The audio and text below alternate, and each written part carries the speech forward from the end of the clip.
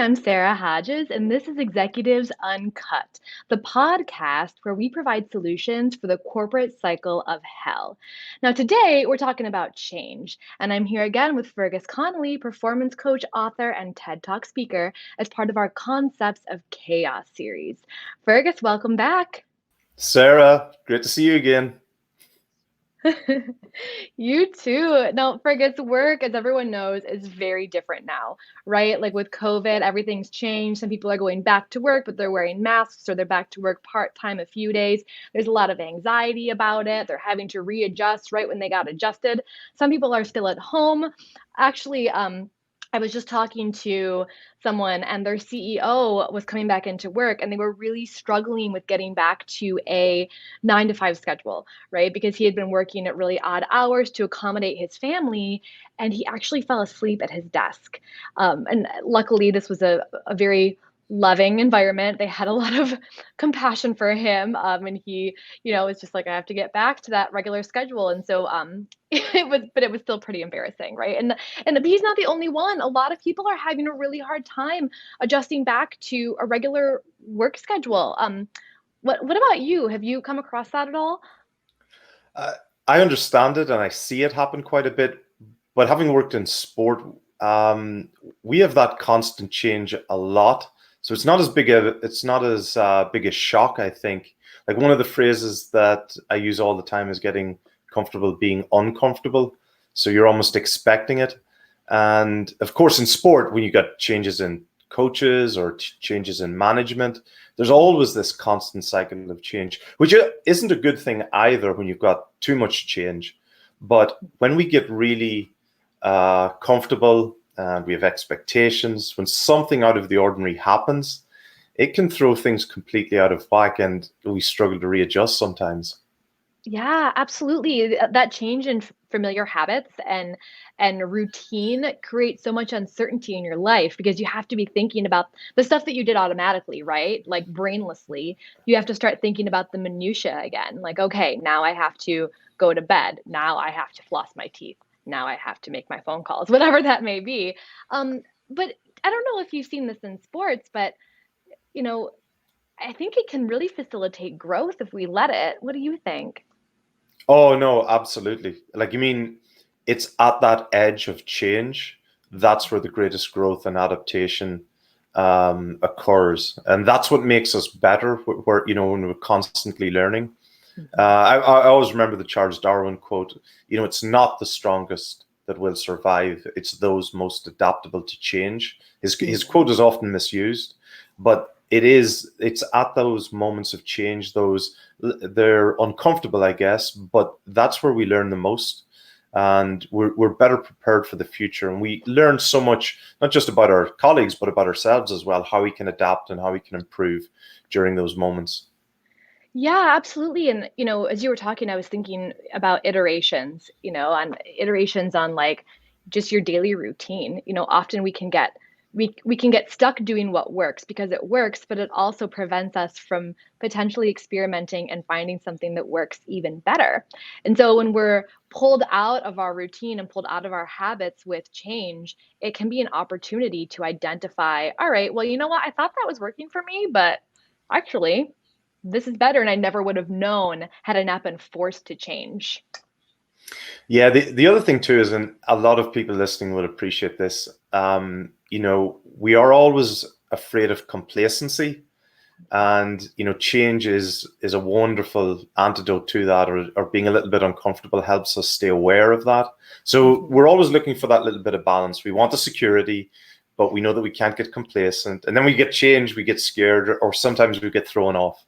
So change is where you're going to learn. It helps you continue to develop, and really it helps you notice where your maybe little weak points are, or are signifiers as to where we can improve. Yes, absolutely. And something that I think at least really helps my clients and helps me is the idea of acceptance. Really when we experience the frustration with change, right? And we feel it's because we're experiencing resistance. We're resistant to the change that is happening. We don't want to change. We don't want the uncertainty. And just accepting it can go a long way. even when that change, so funny personal story. The last couple of weeks, I decided to take this really intense writing course from at Harvard actually, and I was super excited about it. And I set up time for, my nanny to come watch the baby, and but so I made sure that I had the support that I needed. But 2.5 days into it, my nanny's husband ended up in the hospital for some major heart issues. And so there I was, already signed up for the class. I had to play mom, technically full-time student for those couple of weeks and, run a business. And it was really hard. And I kept going back to that place of acceptance, like, okay. And I realized that like acceptance, it's going with the flow even when the flow feels like a whitewater rafting river, and where resistance is like holding on to the bank and then you don't get anywhere or trying to like paddle ferociously in the opposite direction. Like, no, I don't want to go this direction, turn me back around. But acceptance is just like, all right, going for the ride, even when the ride is pretty tumultuous. What do you think?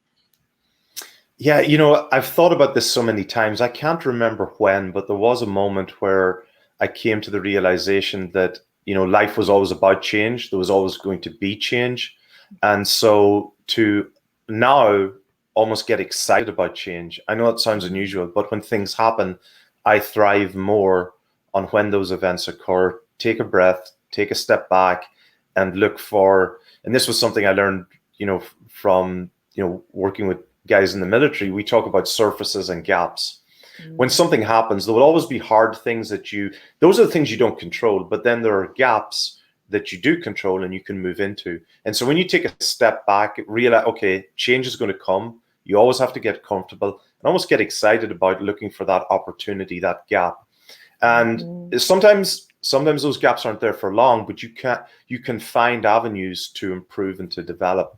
And that's why, and we've talked about this at another stage, in terms of developing staff, but having, agile, adaptable staff and an adaptable mindset that can continue to thrive in those moments of they are really moments of opportunity.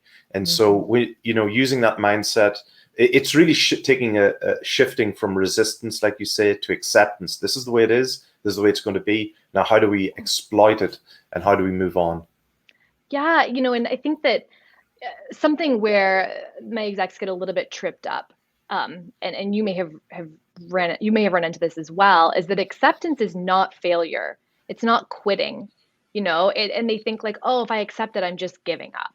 No, acceptance Hmm. is working, like you said, with the environment that you have instead of trying to control what you can't control. It's riding in that whitewater rafting river as opposed to trying to paddle back or holding on to the bank. Acceptance keeps you in the flow. It keeps you moving forward. So you're finding those gaps. Because what I heard you say when you were talking about surfaces and gaps is that even when these guys come against surfaces, they keep looking for the gaps because they want to keep moving forward. And really, that's what adaptation is all about, right? It's continued growth, continually moving forward.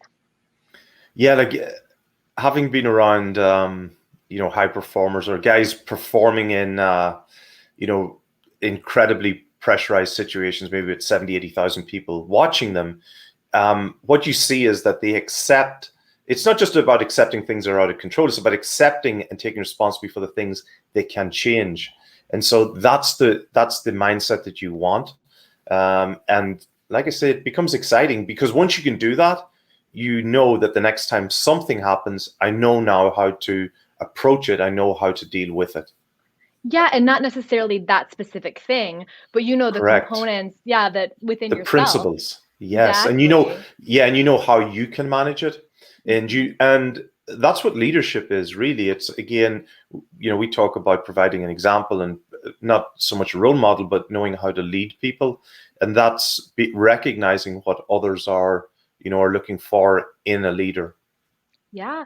Yeah, and vision too, right? I think that we talked about this a little bit last time when we discussed putting out proverbial fires, but that idea of short-term versus long-term decision making, I think the leader really needs to have the vision in mind for the company, that ultimate direction, so they can make long-term decisions and not just short-term things to help put the fire out.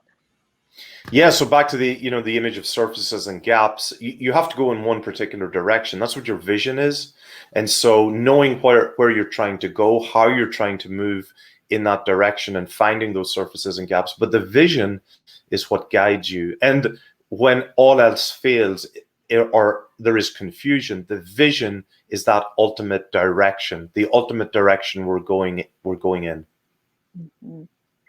Yeah, and we're gonna talk about vision actually in a future podcast, right? I think maybe even the next one. So we'll dig a Yes. little bit deeper into it there because that really is a whole topic on its own. Yeah, like I mean, in business things change, in sport things change, but the vision is the one thing that, um, you know, I I call it the Mike Tyson rule. When somebody gets knocked out or gets blurred for a moment, like when they wake up, the vision is the first thing that they should remember. So when we get thrown off, okay, what's the vision? And that helps guide that decision making as we're moving forward in those times of change. Yeah. Absolutely. Well, and something a little bit more concrete for you guys today, for all the executives out there listening. Let's talk a little bit about flexible structure for adaptability, because like we mentioned earlier, sometimes we get so caught up in these routines and here's my time blocking for the day and here's exactly what I expect for the day that when, or here's my short-term and long-term plan for capital raising, let's say, for the next 6 months, and then something like COVID happens and it throws a wrench into that entire plan. And so one thing I talk with my executives about a lot is flexible structure. You know, I had a friend a long time ago in college say to me that our ideally our schedule is not totally flexible like a noodle, where there's really no plan and you're just going with the flow. You want to have some sort of structure, but it's also not like a rod of steel where it's totally immovable. That's not realistic. It's more like a spine. And that analogy really, really stuck with me. And it's allowed me to have a structure in my life that is, you know, gives me some concrete, here's what I'm going to do when plans, but also allows for some change. Have you come up against that at all or across that at all, Fergus? Yeah, I've used that kind of approach. Still use it. When I was doing my PhD, I had to learn programming, and there was this wonderful idea in programming called object-oriented programming. So essentially, what you do is you write a small block of code, for example, for a button, and that's separate, and you can plug that in to a bigger computer program. So all of your keys are small bits, and that's how I view process. That's how I view my schedule. They are little chunks. They're little buttons, and the buttons themselves, what happens in them, they don't change, but I can move them around, and that gives Mm, me the agility, the adaptability. So I can take them and I can move them around. So like you say, when you view things as adaptable, not rigid steel spines, that gives you more freedom because you know what you can do and you can move them around. And one other thing I learned from somebody as well was always say yes. So mm. it's saying yes to yourself. Like when something has to change, say yes, so that you can move it and you don't have this resistance mindset, that you're going to move forward. You're going to find a way. Mm. That's really interesting. So interesting about always say yes. I don't know that I would 100% agree with that actually.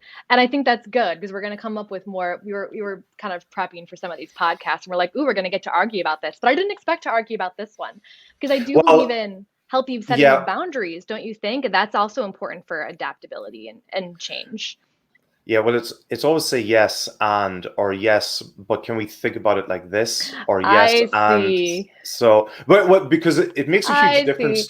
So But improv.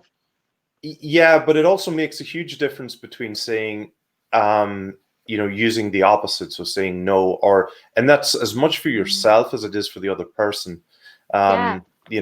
Because you get it many times when the other person hears no, but it's also for yourself. Like I say, you've got these little blocks, something's come up and you want to move it around. So, okay, I can do that, but I got to move this around.